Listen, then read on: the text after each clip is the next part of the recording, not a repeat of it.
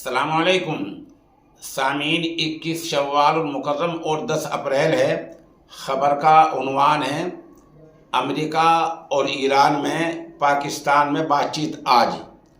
اس بات چیت کی طرف پوری دنیا کی نگاہیں لگی ہوئی ہیں۔ خبر سنیے تفصیل سے۔ پاکستان کی ثالثی میں امریکہ اور ایران کے درمیان امن مذاکرات آج اسلام آباد میں شروع ہو رہے ہیں۔ اس بات چیت میں دونوں ملکوں کے اعلیٰ نمائندے شرکت کر رہے ہیں۔ پاکستانی وزیر اعظم اور کئی اعلیٰ حکام بھی اس میں شرکت کریں گے۔ مشرق وسطیٰ کے تنازع کے درمیان دنیا کی توجہ پاکستان کی طرف ہے۔ امریکہ اور ایران کے درمیان امن مذاکرات آج پاکستان کے دارالحکومت اسلام آباد میں شروع ہو رہے ہیں۔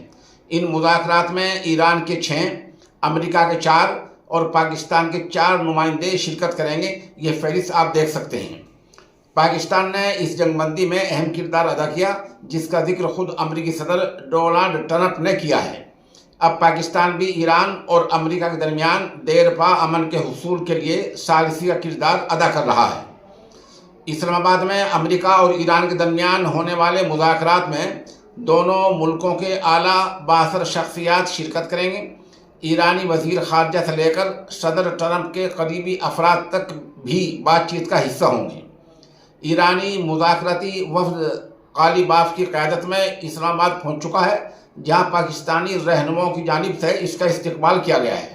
ادھر امریکی نائب صدر JD وینس کی رہنمائی میں امریکہ کا وفد بھی پاکستان پہنچ چکا ہے۔ ایران نے اسلام آباد مذاکرات سے پہلے لبنان میں جنگ بندی اور منجمد ایرانی اثاثوں کی بحالی کا مطالبہ کیا ہے۔ جب ہم لفظ بولتے ہیں منجمد ایرانی اثاثے، اس کا مطلب یہ ہوتا ہے کہ عالمی سطح پر ایرانی جو اکانومی ہے، جو معیشت ہے، جو اقتصادیات ہے، جو آرتھک حالات ہیں، روپے پیسے ہیں، ان کو امریکہ بند کر دیتا ہے۔ اقوام متحدہ کی تجویز پاس کرا کے بند کرا دیتا ہے، وہ ایران کے بند ہیں، تو ایران یہ کہہ رہا ہے کہ ان کو بھی کھولا جائے۔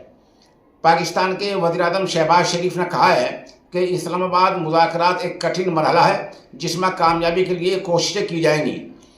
لبنانی صدر کے دفتر کی جانب سے جاری کردہ ایک بیان کے مطابق اسرائیل اور لبنان منگل کے دن واشنگٹن میں بات چیت کریں گے۔ اسرائیل نے آئندہ ہفتے واشنگٹن میں لبنانی نمائندوں کے ساتھ باضابطہ امن مذاکرات شروع کرنے پر آمادگی ظاہر کی ہے۔ تاہم اسرائیل کا کہنا ہے کہ ان مذاکرات میں حزب اللہ شامل نہیں ہے۔ اطلاع کے مطابق امریکہ میں لبنان اور اسرائیل کے سفیروں کے درمیان، جبکہ بیروت میں امریکی سفیر کی شمولیت سے ایک ٹیلی فونک رابطہ بھی ہوا۔ لبنانی صدر کے دفتر کی جانب سے جاری بیان کے مطابق امریکی ثالثی میں منگل کے دن ہونے والے ان مذاکرات میں اسرائیل اور لبنان کے درمیان جاری کشیدگی اور ممکنہ جنگ بند ہونے کا پورا امکان ہے۔ ایرانی حکومت کے مطابق پاکستان پہنچنے والے ایرانی مذاکراتی وفد کے طیارے کا نام حالیہ جنگ کے دوران میناب اسکول سے منسوب کیا گیا ہے۔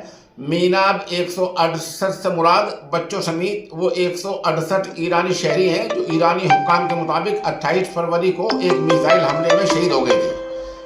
اس حملے میں ایران کے شہر میناب میں واقع بچوں کا اسکول شجرہ طیبہ تباہ ہوا تھا۔